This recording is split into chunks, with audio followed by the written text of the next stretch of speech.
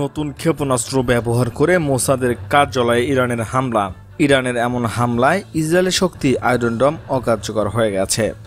ইরানের প্রতিরক্ষা মন্ত্রণালয়ের মুখপাত্র ব্রিগেডিয়ার জেনারেল আল রেজা বলেছেন, মঙ্গলবার ইসরায়েলের বিরুদ্ধে পাল্টা হামলায় সর্বশেষ ধাপে ইরান একটি নতুন ক্ষেপণাস্ত্র ব্যবহার করেছে।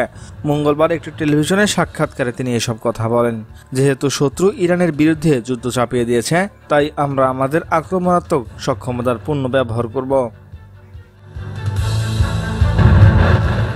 তিনি ইসলামী বিপ্লবী গার্ড বাহিনী IRGC এর সফল পাল্টা হামলার প্রশংসা করে জানান, ইরান তার আধুনিক দেশীয় অস্ত্রের শক্তি দেখিয়েছে এবং এই হামলায় একটি নতুন ক্ষেপণাস্ত্র ব্যবহার করা হয়েছে যা ইসরায়েলি লক্ষ্যবস্তুতে নিক্ষেপ করা হয়। তিনি বলেন, এই অত্যাধুনিক ইরানি ক্ষেপণাস্ত্রটি ইসরায়েলি শত্রুদের দ্বারা ধরা বা আটকানোর তো দূরের কথা, শনাক্তই করা যায়নি।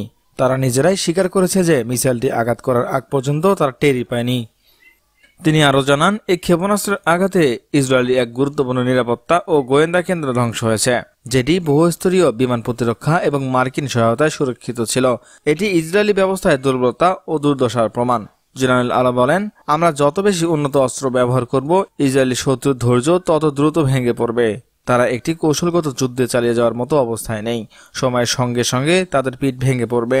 তিনি ইরানি জনগণকে আশ্বস্ত করে বলেন, আমাদের সশস্ত্র বাহিনীর আরও চমকপ্রদ সাফল্য ভবিষ্যতে প্রকাশিত হবে।